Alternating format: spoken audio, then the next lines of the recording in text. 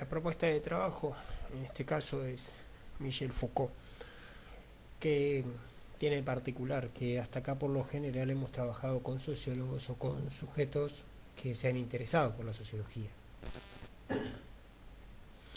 Si bien, y si lo pensamos de manera un poco más detallista, tenemos que recordar que de alguna manera el Comte escribe su estudio de filosofía positiva. Marx en definitiva es formado como filósofo. Recién Durkheim o Weber aparecen marcados por una propuesta más de carácter sociológica. Michel Foucault es un filósofo y propone una serie de cuestiones que nos interesan para poder terminar de alguna manera de abordar a todos estos que proponen los estudios desde las estructuras macrosociales, como se llamaban las corrientes macrosociales. Y aún siendo filósofo, ya vamos a ver que nos sirve mucho para comprender justamente comportamientos sociológicos y nos lleva también a repasar a sociólogos que ya trabajamos. Entonces, ¿cómo vamos a pasar de la filosofía a la sociología? Básicamente trabajando sobre cuestiones que Michel Foucault profundizó y se planteó desde su rol de filósofo, justamente qué era la sabiduría, cuál era el objetivo de la sabiduría, hacia dónde iba la sabiduría, y una de las cuestiones en las cuales hizo hincapié es que la sabiduría en sí no era lo que los filósofos hasta acá habían planteado, no era solamente eso, sino que además la sabiduría era un conjunto de relaciones de saber. Eran las relaciones que tenían los sujetos entre sí y en base a pensar quién es el sujeto que sabe, el sujeto sapiente, y aquel sujeto que aparece como ignorante que no sabe. Y en esos términos, la separación entre el saber y el no saber permite hacer sus primeras planteos, sus primeras propuestas en torno a la vinculación entre el saber y el poder. Aquel que sabe tiene poder y aquel que tiene poder justamente porque sabe más que el resto. De algo sabe más, incluso de las herramientas del poder. Entonces las relaciones del saber son relaciones en sí como relaciones de poder. Justamente eso es lo que hace que cada uno de los docentes esté parado dentro del aula enseñando y que esa relación sea una relación entre quien sabe y quienes no saben, que serían sus estudiantes, pero que en realidad esas relaciones entre quienes saben y quienes no saben son por debajo relaciones de poder entre quien manda, quien califica, quien castiga, quien pone las notas y quienes obedecen, quienes hacen ejercicios y quienes son castigados. Entonces la pregunta es, ¿qué es el poder? Entonces, ¿cuáles son los orígenes intelectuales de Foucault? Foucault tiene una clara similitud con algunas cuestiones que nosotros ya trabajamos de Durkheim. Durkheim planteaba esto de las exterioridades y la interiorización. Entonces las exterioridades eran todos aquellos hábitos, prácticas, hechos sociales que las personas cotidianamente producían y reproducían y que eran anteriores al sujeto. Entonces, cuando el sujeto entraba en la sociedad, todas esas relaciones o hechos sociales estaban antes que él. Y como estaban antes que él, le eran impuestos. O sea, la sociedad le imponía un lenguaje, le imponía un comportamiento que le era exterior y que además que le era violento en términos de que era una obligación hacerlo y que era inmodificable de alguna manera. En un momento determinado el sujeto, fruto de esta coacción y de esas exterioridades, y para poder vivir en sociedad, comienza a interiorizar todas esas prácticas. Eso es lo que habíamos visto en Durkheim. Entonces el proceso de interiorización de todo lo que eran las exterioridades.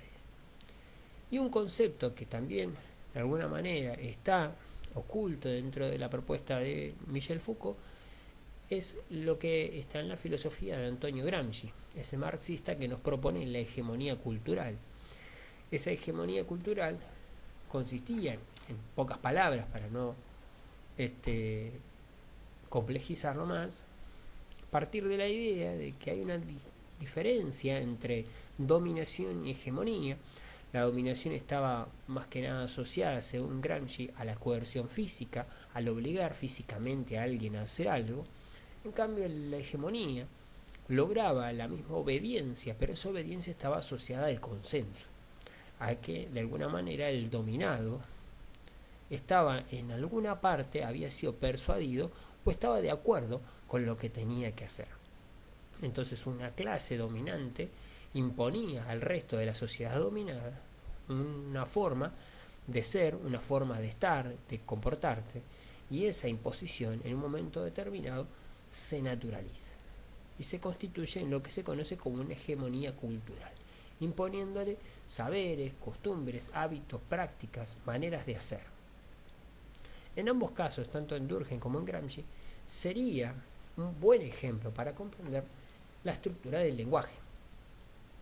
Durkheim dice justamente que nuestro idioma es una imposición que está antes que nosotros, que cuando nacemos de hecho se nos enseña, lo tenemos que reproducir de una manera determinada y por lo tanto es exterior a nosotros, en un momento determinado lo interiorizamos y es coactivo o coercitivo, es violento para con nosotros porque nos impone una manera de hacer.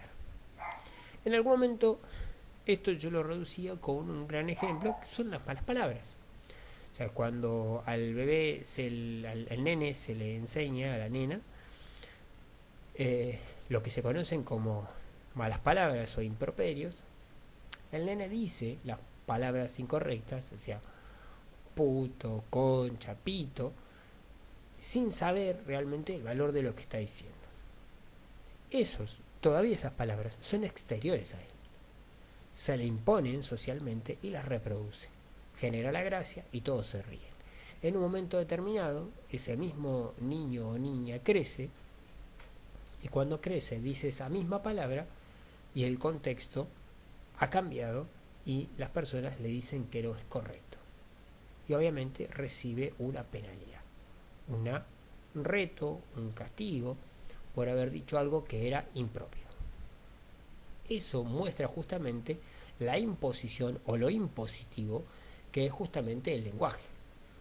En la hegemonía cultural, ese lenguaje está calculado, está mensurado para usarse de una manera determinada, en alguna manera determinada y en algún lugar determinado.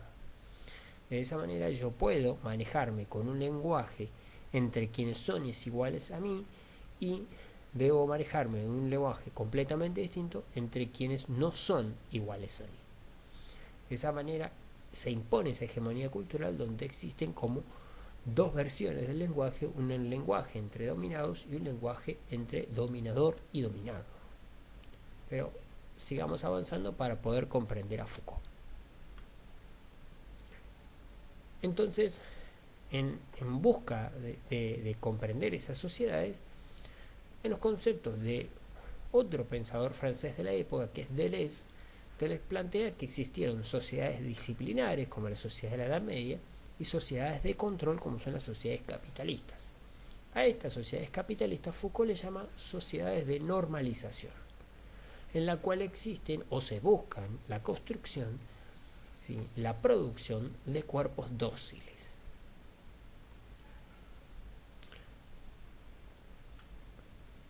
¿Qué son estas sociedades de normalización? Entonces yo lo que tengo en las sociedades de normalización, hay una composición técnica disciplinaria. Es una construcción, ¿sí?, de cómo se va a dar técnicamente la disciplina. Entonces, por un lado tengo una técnica para fabricar individuos. Los sujetos en un mundo capitalista son producidos en tanto y en cuanto, como ya dijimos cuando vimos a Marx, futuras mercancías. Mercancías no en términos de esclavos, mercancías en términos de que son futura fuerza de trabajo. Y como son fuerza de trabajo y son la mercancía más compleja y es la única mercancía capaz de producir mercancías, debo producirlos de una manera determinada, para que sean obviamente lo más eficientes posible. Cuanto más eficientes sean, más mercancías producirán, por lo tanto más riqueza producirán. Por eso es muy importante la técnica para fabricar esos individuos. En un segundo punto, moldear las conductas de esos individuos para que sepan cuándo, dónde y cómo van a hacer cada cosa que han de hacer. Nos referimos a: yo puedo entrar a la escuela cuando, en un horario determinado, y salir de la escuela en otro momento determinado. Me voy a educar ¿dónde? En una escuela, no en cualquier lado. No es la casa, no es la calle, es la escuela la que enseña un conocimiento calificado, un conocimiento reconocido públicamente e institucionalmente. ¿Y cómo me educo? Me educo bajo una lógica disciplinaria de obediencia y de reproducción de los saberes, aquello que estaba al principio. El otro elemento esencial para poder entender la sociedad de la normalización es el panóptico, con cierto grado de complejidad, pero que vamos a ver un poquito más adelante. ¿Cuáles son estas técnicas disciplinarias? Básicamente el lugar que se ocupa y la función que se cumple. Entonces, dentro de la estructura de las escuelas, por ejemplo, que es el ámbito que más utilizamos, en el que más nos conocemos justamente entre nosotros, y que de alguna manera es uno de los ámbitos que está en los intereses de Foucault, el estudiante ocupa un lugar sentado. Ese lugar sentado es frente hacia el pizarrón. El docente ocupa otro espacio, el espacio parado, o con la posibilidad de, si se quiere, puede sentarse. Por lo general puede estar tanto de frente a la pizarra como de espalda al pizarrón. Por lo tanto, tiene cierto grado de movilidad. ¿Por qué? Porque su función es distinta. Entonces, ocupa un lugar distinto y cumple una función distinta a la del estudiante. En ese sentido, y ya podemos ir avanzando en la lógica del panóptico, uno podría pensar que es el estudiante el que está siendo controlado por el docente. Pero si miramos con detalle las aulas de nuestra propia escuela, que dan hacia un pasillo y tienen ventanas hacia un pasillo, la pregunta es: ¿para qué esas ventanas dan al pasillo si no pueden tomar aire ni sol? Justamente esos ventanales permiten a cualquier otra autoridad pasar y controlar. Entonces, los estudiantes son controlados por el docente para ver si cumplen su función y ocupan su lugar. Pero además de eso, el docente es controlado para ver si está en su lugar y cumple su función por cualquier otra autoridad. E incluso, si ninguna autoridad pasase, el solo hecho de que fueran de vidrio esas paredes, o sea, la presencia de las ventanas, genera la amenaza, la posibilidad de que alguien circule por el pasillo y pueda ver que no se está haciendo o que no se está ocupando el lugar que se debe ocupar, la función que se debe cumplir. ¿Qué otras técnicas disciplinarias tenemos? Una es que la disciplina es prescriptiva. ¿Qué quiere decir prescriptiva? Establece tiempos, actos y objetivos antes de empezar. Prescriptiva es una receta del médico que dice que debo tomar cada cuántas horas y cuánto tiempo. Entonces, la disciplina también es prescriptiva. Dice: se ingresa a un horario a la escuela, se va a un horario a clase, se cambia el horario de materia, en un cierto horario se cambia de materia, en un cierto horario se hace un descanso y voy al recreo. Dentro del aula me comporto de una manera determinada, fuera del aula me comporto de una manera determinada, en el recreo me comporto de una manera determinada. Por lo tanto, la estructura disciplinar es prescriptiva porque establece los tiempos en los cuales voy a ser educado, voy a descansar, voy a ir a mi casa, voy a ir a volver. Incluso al darme tarea me están organizando los tiempos de mi descanso y de mi casa, los actos el modo en el que voy a estar. O sea, cuando esté en clase estaré sentado, cuando esté en el recreo estaré parado. Pero además de eso, sabemos que a eso incluye el sentarse bien, eso incluye docentes que piden que justamente que uno no mueva su banco, que ponga sus bancos derechos, como en la imagen que tenemos, que exista un pasillo en el medio. De la misma manera se controlan los actos de cómo bajo por la escalera para ir al recreo, cómo me comporto en el recreo. Toda esa estructura es prescriptiva, no solamente porque me lo dicen en el acto, sino porque estaba en justamente el acuerdo de convivencia.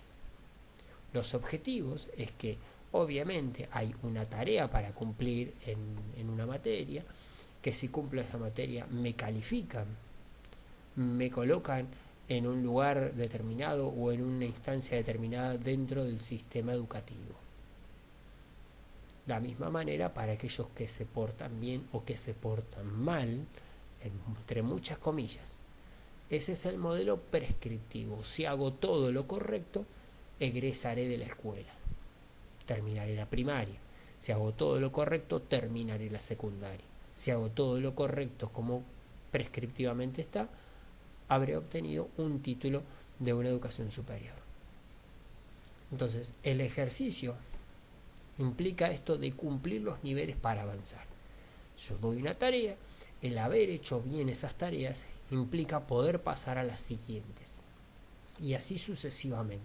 El haber cumplimentado todas las asignaturas de un primer año me permite acceder al segundo.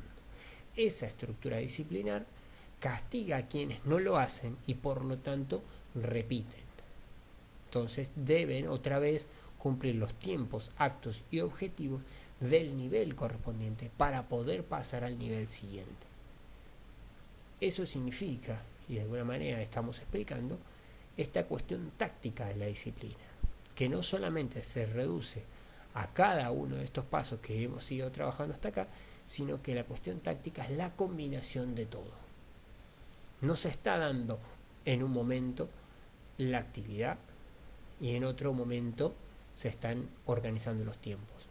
La actividad está organizada dentro de los tiempos y tiene sus objetivos, y el completar esa actividad prescriptiva hasta aquí me permite avanzar al otro nivel.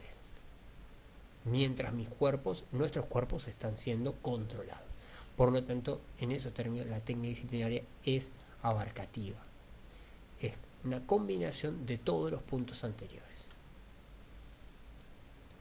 ¿Cómo se logra esto? Por algo que se conoce como los medios del buen encauzamiento. Entonces, dentro de los medios del buen encauzamiento es buscar que el sujeto al que voy a dominar, el sujeto que debe ser obediente, ¿sí?, empiece a encauzarse o que vaya por el buen cauce, que vaya por el buen camino. El buen camino es el camino que se le prescribió, el que estaba antes de que él llegase. La escuela tiene normas, la cárcel tiene normas, la sociedad tiene normas antes de que nosotros lleguemos. Acá es donde más se hace similar a Durkheim, esto de las exterioridades. O sea, yo llego a esta sociedad, yo llego a esta escuela y las normas ya están. Y esas normas tienen lógica de sanción. Y en esa sanción se establece quién puede y quién no puede hacer ciertas cosas. O sea, quién puede ir al baño y quién no puede ir al baño dentro de la clase. El que puede es el que pidió permiso. Y el que no pidió permiso no puede ir. El que se porta bien, lo más seguro, acceda a ir al baño. Quien no se está portando bien, la sanción será que no va a poder levantarse para ir al baño. Algunos se quedarán con recreo y algunos perderán el recreo como sanción normalizadora. Mientras que los exámenes son esos actos de prueba, donde hay vigilancia y sanción. O sea, yo vigilo, ¿sí?, que todo esté en regla, que hayan comprendido, y aquel que no haya hecho como debe ser, recibirá la sanción de una calificación. Entonces, en un examen no solamente se pone nota, no solamente se califica, sino que se clasifica a los estudiantes, se los califica y se los castiga. Yo clasifico entre los mejores estudiantes, los regulares y los peores estudiantes, por medio de una calificación, de una nota. Pero esa nota también lo que está mostrando es algún grado de premio para los que tienen la mejor nota y algún grado de castigo para los que tienen una nota más baja. Entonces, de ese modo yo produzco individuos como objetos y como instrumentos. Los mejores calificados estarán preparados para seguir avanzando en esos niveles de formación. Seguirán avanzando sucesivamente niveles y alcanzarán una mayor formación. Si alcanzan una mayor formación educativa, serán producidos como fuerza de trabajo calificada por la cantidad de educación o de trabajo acumulado que tienen en tanto mercancía. Entonces, van a la primaria, les va bárbaro. Van a la secundaria, les va bárbaro. Terminan en una universidad, les va bárbaro, se reciben. Entonces, ¿cuál es el premio? Que tienen un título universitario, que tienen un mejor acceso a los bienes de consumo. Por el otro lado está el estudiante que repitió, está el estudiante que se porta mal, le fue relativamente regular o mal en la primaria, regular o mal en la secundaria, no va a ir a la universidad, no va a estudiar en un profesorado, va a terminar siendo un obrero de fábrica. ¿Cuál es la diferencia entre ambos en términos de una sociedad? Ninguno. Lo que está haciendo en términos de Foucault es calificar y clasificar y castigar a los individuos y los va a construir en objetos o en instrumentos útiles para hacer una cosa o útiles para hacer otra cosa. Entonces, uno que va a ser obrero de fábrica va a producir autos, los mismos autos que va a consumir el otro que estudió en la universidad y que es médico, y que el médico va a curar al obrero de fábrica. Pero el médico no puede llegar a curar a nadie si no tiene un auto, el auto que se produjo donde estaba el obrero de fábrica.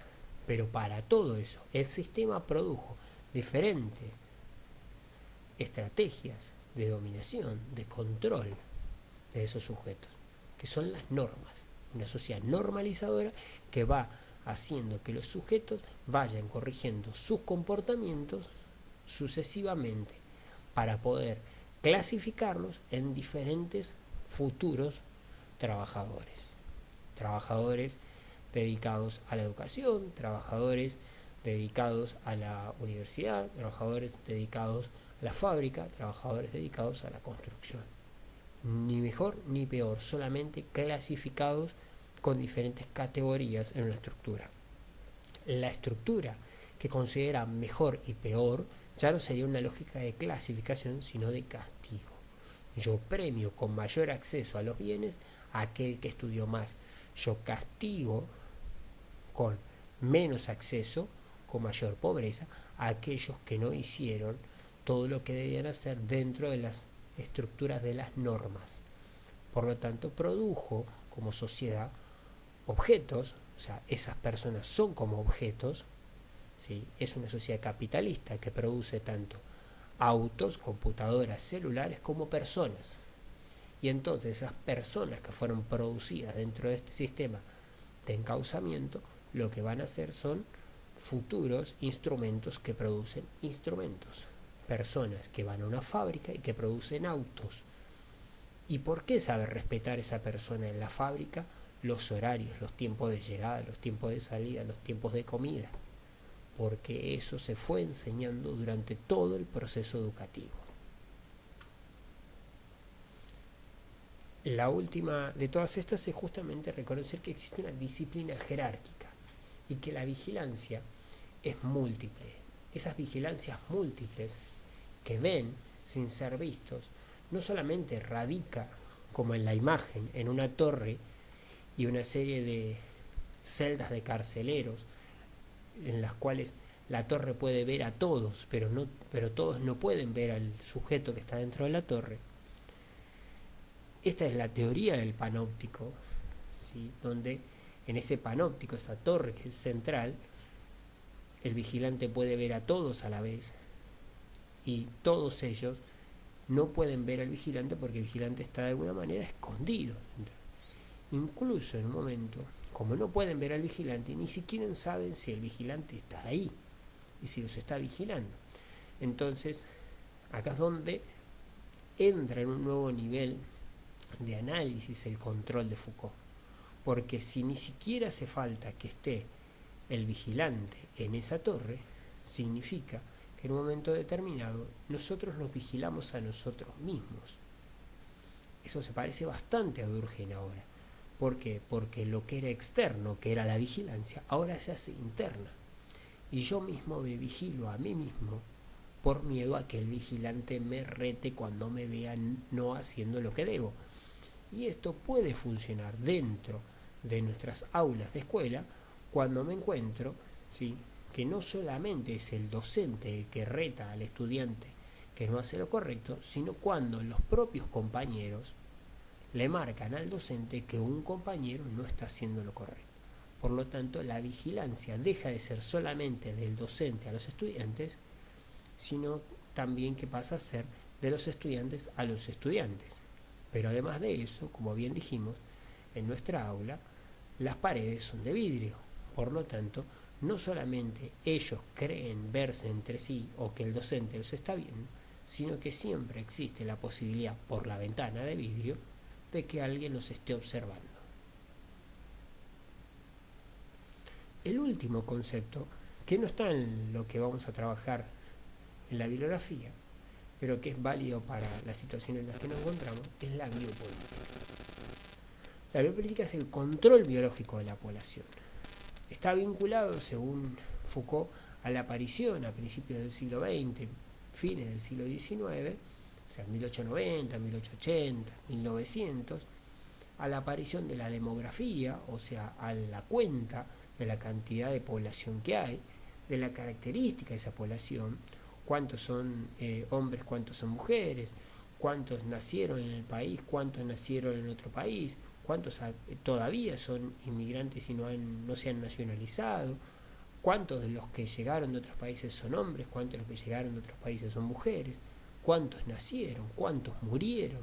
Todo ese control biológico de la población tiene que ver con la dimensión que la dominación le está dando al control de la población. Quiero saber todos sus datos para poder saber todo lo que tengo adentro de mi estado, de mi nación. En ese sentido, un rol importante que cumple dentro de la biopolítica es la salud pública. La salud pública, que es la que se encarga el Estado, ¿sí?, de otorgar vacunas para cuidar a su población, o quizá discutir la interrupción legal del embarazo como una forma de salud pública o una no forma de salud pública. Esos debates tienen que ver justamente con el mayor o menor control, ¿sí?, sobre los cuerpos, la normalización, cuáles son las normas para controlar los cuerpos. Por lo tanto, las personas podrían tratar de decidir, por ejemplo, no vacunarse. Sin embargo, el Estado los podría obligar porque es una ley y es su derecho a ser vacunado. De esa manera lo que vemos es el control biológico de la población. ¿Por qué el Estado necesita que las personas se vacunen? ¿Solamente para que esas personas no se enfermen? No, porque una persona no vacunada podría contagiar a muchas más y convertir un simple virus en una pandemia como hoy. Eso es el control biopolítico de la sociedad. Es donde nos encontramos hoy. Una cuarentena solamente es ejemplo mucho más claro de lo que es la biopolítica.